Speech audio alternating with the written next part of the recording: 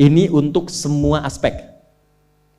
Saya berikan ijazah amalan dari guru-guru kami juga untuk semua aspek. Jadi kalau ilmu insya Allah meningkat lebih kuat, kalau bisnis, kalau bekerja itu lebih lancar dan dilindungi oleh Allah, ya berkah. Kalau di birokrasi, di kedudukan, di apapun, itu pun diangkat oleh Allah dengan cara yang baik dan terhormat. Ya, karirnya di semua aspek.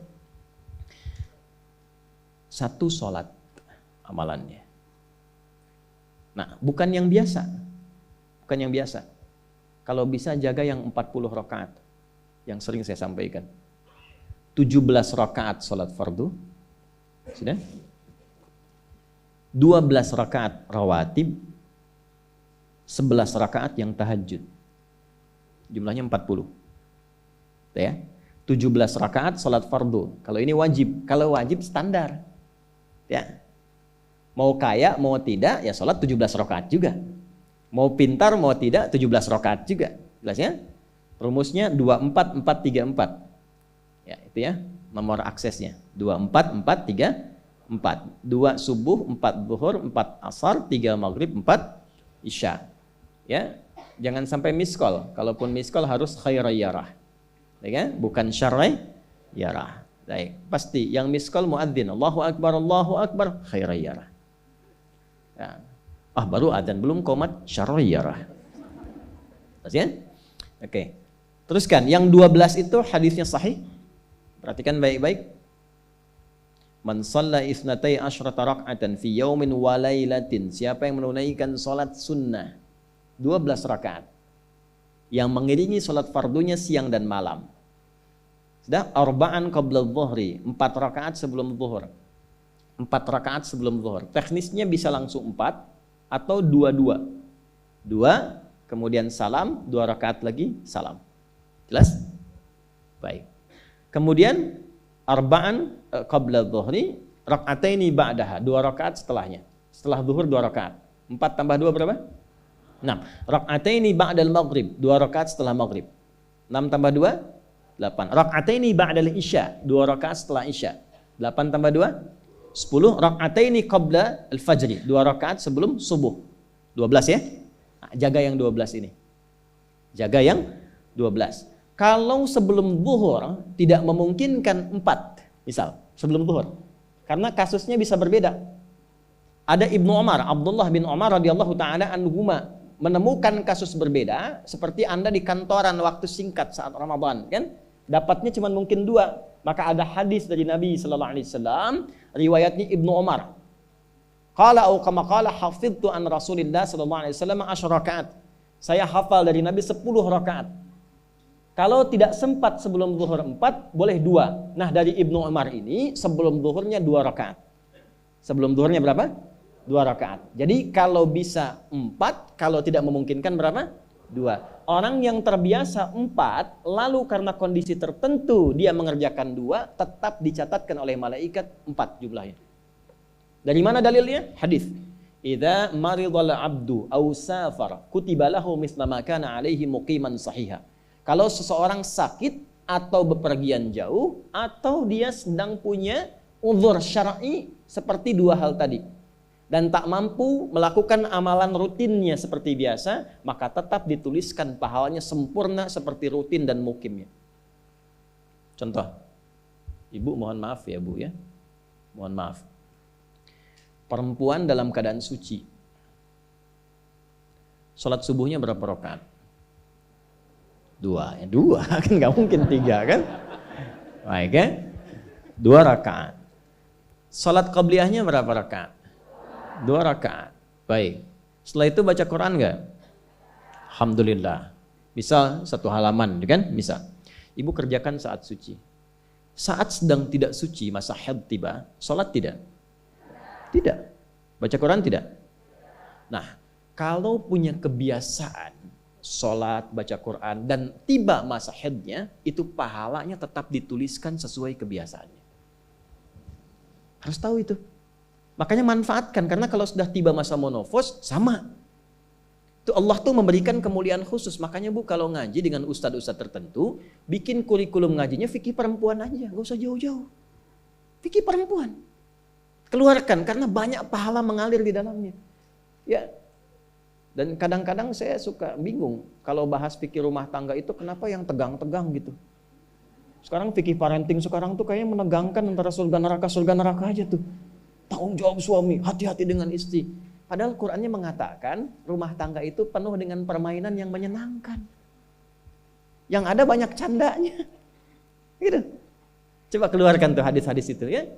Ibu tahu salah satu istri Nabi ada namanya Sayyidah Saudah binti Zam'ah. Itu sepuh bu, usianya sekitar 70 tahunan ke atas. Dan beliau, Nabi SAW bangunkan rumahnya, itu kamarnya di samping Sayyidah Aisyah, dekat situ, dekat Raudah. Sepuhnya luar biasa, hobinya bikin makanan, masak. Satu kali ketika beliau sedang ngolah tepung, Nabi pulang, pas kemudian bagiannya Sayyidah Saudah binti Zam'ah datang sedang ngolah tepung, atau dalam riwayat atau kama hadas, itu dicolek tepungnya, bermain, bercanda, dicolekkan di keningnya, di kening istrinya. Nah, itu sudah sepuh, dicolekkan, masih bercanda, masih tertawa. Kalau bahasa kita masih panggil sayang gitu. Ini kapan kakek nenek masih bilang sayang dan canda. Ini penuh dengan demikian ya. Ini yang mau saya kembalikan tuh, ya nilai-nilai tadi. Jadi kembali ke sini, Bapak Ibu sekalian, kembali ke sini. Ya urutkan lagi, kita agak cepat masuk ke dalam pembagiannya. Detil pada pembahasan ini, satu salat 40 rakaat. Sudah? Yang fardu sudah dalilnya, yang rawatib sudah, terakhir yang 11 rakaat yang salat malam. Ya, 11 rakaat yang salat malam. Nah, ini 11 rakaat ini bisa warming up dulu 2 rakaat tanpa baca surat Al-Fatihah saja. Di Allahu Akbar langsung Al-Fatihah, tidak pakai iftitah, tidak pakai surat selain Al-Fatihah. Allahu Akbar, ya, a'udzubillahi minasyaitonirrajim. Bismillahirrahmanirrahim. Alhamdulillahirabbil alamin sampai waladhdallin, selesai amin langsung rukuk. 2 rakaat. Seperti itu. Itu namanya khafifatain. 2 salat ringan warming up untuk persiapan supaya hatinya itu bisa khusyuk, badannya bisa agak anget sebelum memulai tahajud. Barulah kemudian tunaikan 2 rakaat setelah itu, 2 rakaat setelah itu, 2 rakaat setelah itu, ujungnya tutup dengan 1. Ya, itu riwayatnya ada di dalam riwayat Abu Daud, nomor hadis 1367 dari Ibnu Abbas radhiyallahu taala anhuma. Ya, juga disampaikan dalam riwayat Ibnu Umar radhiyallahu taala anhuma ketika beliau mengatakan dari Nabi sallallahu alaihi wasallam, "Salatul laili mathna mathna, fa idza khasya ahadakumul fajra falyutir rak'atan wahidah." Kalau pengen mulai tahajud 2 rakaat dulu. Sampai merasa enak. Dan tolong ingat ya, tolong enggak usah panjang-panjang dulu suratnya. Untuk berlatih 11, mulai dengan 2 dulu. Kalau belum sempat 11, 2 dulu. 2 rakaat aja, tolong mohon jangan paksa tambah 2 rakaat. Itu pun bangunnya jangan terlalu malam. Jangan terlalu awal malam. Subuh jam berapa sekarang? Terjadi perbedaan pendapat. Oke, 4.25 lah ya. Misal 4.21, 4.20 lah. Pas ya. Misal kita ambil tengah-tengah 4.20. Sudah, bangun 4 kurang seperempat. Jam 4 kurang seperempat. Karena hadisnya mengatakan ada persiapan sebelum wudu. Ya. Karena Nabi sallallahu alaihi wasallam adalah kebiasaan Nabi sallallahu alaihi wasallam idza staiqadha min naumihi, kalau bangun dari tidurnya fajalasa, duduk dulu. Duduk. Wa masaha biyadihi min athari naumi, kemudian menghapus bekas ngantuknya. Ya, menghapus jejak ngantuk dengan bagian tangan yang bersih. Itu kan butuh waktu. Ya. 4.15 bangun. Duduk dulu, atur alarm. Ya, alarm mungkin ya 3.15, 3.30, ya, kemudian jam 4 terakhir. Alarm pertama untuk mematikan alarm kedua. Alarm kedua siap-siap, alarm ketiga sadar. Ya, kan begitu kan? Ya. Ya begitu, itu rumusnya. Nanti kalau sudah ayat tahajud, masuk Al-Isra, nanti saya jelaskan. Itu ada isyaratnya di Quran. Bukan isyarat alarm ya, tapi isyarat perjuangan kita untuk bangun. Jadi 4 kurang 15 itu adalah persiapan supaya jam 4 bisa wudu. Ya, begitu jam 4, thumma dhahaba ila shinin mu'allaqah, pergi ke tempat kemudian berwudu, tempat tertutup, wudu, selesai, balik lagi, kan 4.20 adzan kan? Misalnya 4.10 mulai sholat. Kalau 2 rakaat kan nggak lama-lama.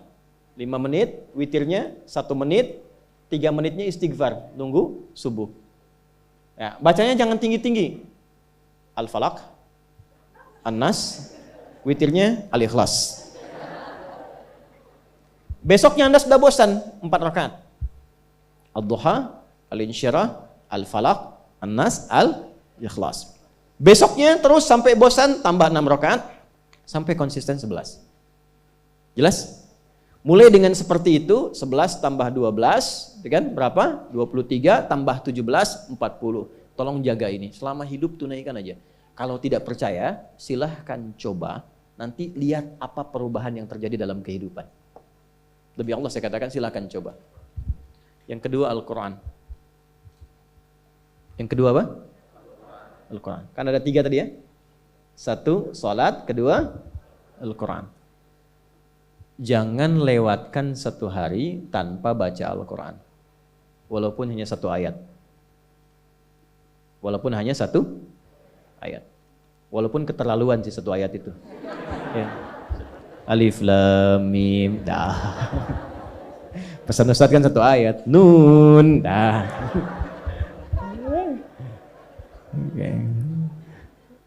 1 halaman. Nah, biasanya begini, semakin banyak dibaca, semakin terjadi perubahan yang berbeda. Kalau ingin nguji begini, hari ini baca 1 halaman, besok baca 2 halaman. Nanti lihat perubahan yang terjadi antara hari ini dengan besok. Pasti ada pengaruh. Paling minimal, Allah akan jaga keadaan diri kita dari berbagai bentuk kegelisahan. Semua tenang aja. Ada masalah apapun, kasih ketenangan, kasih ketenangan. Dan ketenangan itu paling mudah melahirkan solusi. Jelas? Oke, 2, Al-Quran. 3 kira-kira apa? 3 apa kira-kira? 3, jaga wudhu. Gak pakai jaga wudhu. 1, sholat, 2, Al-Quran, 3 apa? Jaga wudhu. Apa dampak psikologisnya jaga wudhu? Tidak ingin batal wudhunya. Kalau orang tidak ingin batal, maaf kalau kebanyakan bohong batal tidak. Maksiat, itu batal maknawi. Makanya orang punya wudhu itu pasti kalau dia selalu jaga wudhunya akan terjaga dalam kebaikan. Karena fungsi wudhu salah satunya mencegah maksiat. Itulah sebabnya setelah wudhu kita doa taubat. Coba selesai wudhu kok taubat. Asyhadu an la ilaha illallah wa asyhadu anna Muhammadan Rasulullah. Kemudian Allahumma ja'alni minat tawwabin. Ya Allah, jadikan aku orang yang selalu tobat, bebas dari maksiat. Itulah rahasia wudhu. Salah satunya menjaga seseorang dari perbuatan maksiat. Ya, tidak bermaksiat, jaga wudhu. Saya itu banyak bercanda dengan keluarga, termasuk anak-anak. Bercanda terus, tapi serius dalam 3 hal. Salat, Quran, dan jangan pernah bermaksiat. Itu kalau anak saya itu pegang, Bu, Pak, ini cerita aja ya. Pegang mushaf nggak benar aja, itu bisa saya lempar dari jauh. Minimal saya teriaki. Pegang mushaf nggak benar, bukan nggak baca. Pegang mushaf, misal mushaf harusnya begini, misalnya dia pegang begini, atau taruh di atas paha, kaki, misalnya apa, itu bisa saya lempar dari jauh. Perbaiki. 3 itu serius. Ya, karena itu adalah sesuatu yang bisa merubah kehidupan kita, dan itu yang paling memuliakan kita dan dimuliakan kita dengan itu. Itu poinnya. Tapi yang lain kita bisa bercanda. Sholat, jangan main-main. Karena itu inti kebahagiaan hidup kita. Dan maksiat itu yang paling fatal mengantarkan pada, kehidupan akhirat yang buruk. Neraka itu kan karena maksiat. Nah, 3 itu ya, tolong jaga, nanti lihat perbedaannya. Silahkan bedakan rasanya, rasakan bedanya dan pasti akan terasa bedanya.